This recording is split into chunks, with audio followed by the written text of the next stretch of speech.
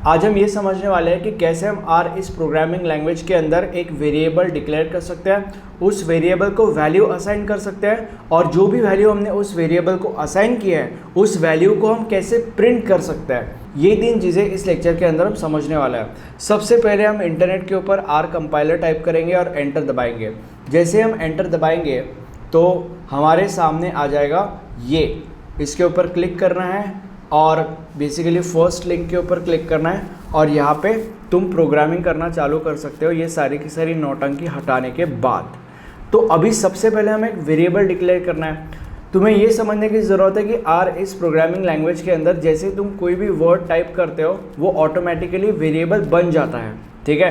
तो अभी हम हमारे वेरिएबल का कोई भी नाम चूज़ कर सकते हैं। लेट्स से फॉर एग्जांपल मैं ये चाहता हूँ कि मेरे वेरिएबल का नाम हो नेम, तो इसलिए मैं नेम टाइप करता हूँ। अब ये जो नेम है वो एक वेरिएबल बन चुका है। अब इस वेरिएबल को मैं वैल्यू असाइन करना चाहता हूँ, तो अगर मुझे इस वेरिएबल को वैल्यू असाइन करनी है तो इसके लिए मुझे लेस देन और डैश ये देना है और यहाँ पे जो भी वैल्यू मुझे असाइन करनी है वो इस तरीके से यहाँ पे लिखनी है। मान लेते हैं मुझे ओजस ये वैल्यू इस नेम वेरिएबल को असाइन करनी है, तो इसलिए यहाँ पे मैंने लिखा ओजस। ओके, अब ये जो ओजस वैल्यू है ये ओजस वैल्यू नेम इस वेरिएबल को असाइन हो चुकी है। तो अभी तक तुमने ये सीखा कि वेरिएबल कैसे डिक्लेयर करते हैं और उस वेरिएबल को वैल्यू कैसे असाइन करी जाती है।